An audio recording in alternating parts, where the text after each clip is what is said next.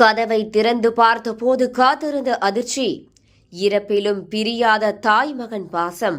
மகன் இறந்த அதே நாளில் உயிரை விட்ட தாய். சென்னையில் இருந்து அவலூர்பேட்டைக்கு மகன் உயிரிழந்த செய்தியை சொல்லாமல் உடலை எடுத்து சென்ற உறவினர்களுக்கு காத்திருந்த அதிர்ச்சி. என்ன நடந்தது? முழு விவரத்தை பார்க்கலாம்.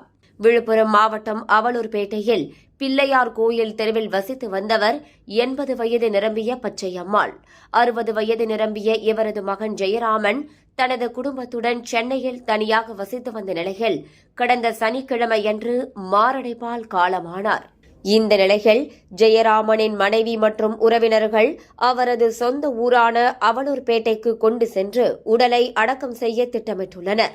அங்கு கிராமத்தில் தனியாக வசித்து வரும் தாயிடம் மகன் இறந்ததை கூறினால் வேதனையை தாங்க மாட்டார் என்று அவரிடம் கூறாமலேயே ஜெயராமனின் உடலை சொந்த ஊருக்கு கொண்டு வந்தனர்.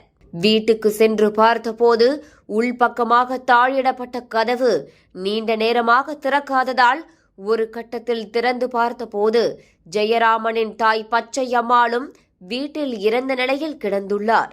இதனால் அதிர்ச்சியடைந்த உறவினர்கள் இருவரது உடலையும் அடக்கம் செய்தனர். இந்த சம்பவம் ஜெயராமன் குடும்பத்தாரை பெரும் சோகத்தில் ஆழ்த்தியது. மேலும் இருவரது புகைப்படமும் ஒரே பேனரில் வைத்து அவலூர்பேட்டை நகர பகுதியில் வைத்த சம்பவம் பலரையும் சோகத்தில் ஆழ்த்தியது.